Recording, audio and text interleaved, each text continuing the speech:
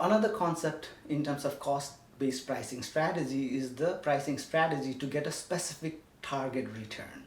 Now here, your pricing strategy is based upon your objective in terms of how much return you want from your business. Unlike break-even pricing, which gives you a specific price in which you do not lose any money, the target return pricing strategy gives you a specific price, keeping the profit you want in mind. Now, using the same example that we used in the break-even pricing before, we can calculate the price for a specific desired return. So the equation for profit as usual is this, where profit equals total revenue minus total cost, which after a few steps, as we discussed in the previous video, becomes this.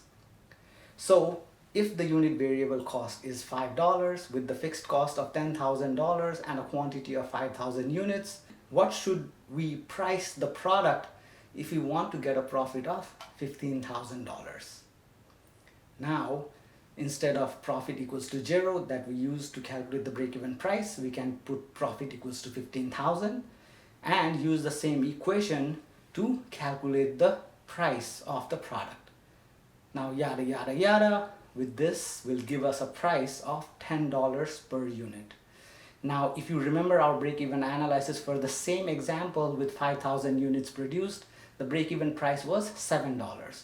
So we're charging $3 more for each unit. And since we are planning to sell 5,000 units, this would translate into a profit of 15,000 units, which makes this math also makes sense. Now let's say that instead of a specific dollar amount, the company wants a specific return on sales. For example, let's say the company wants a 20% profit on sales. Now, since sales is the total revenue that a company generates, we can say that the company wants a profit of 20% in terms of the revenue.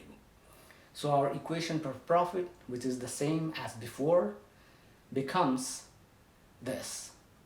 Now, profit that we want is 20% of total revenue, right? So using math,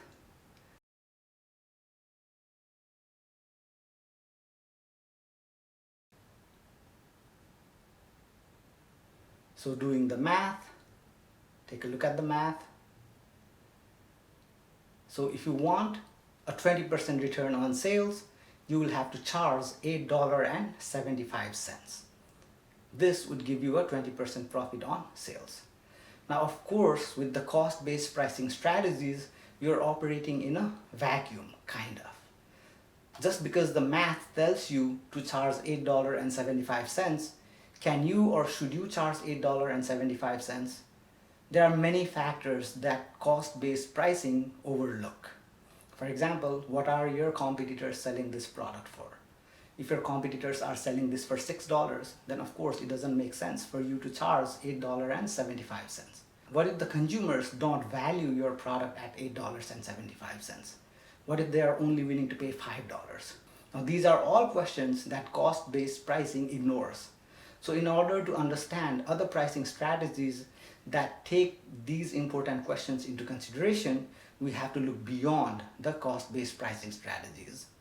So other pricing strategies that are based upon demand, based upon competitors, or based upon the objectives that the companies have in terms of their pricing strategy, please be sure to watch my other videos discussing those topics. Thank you very much for watching. Have a good day.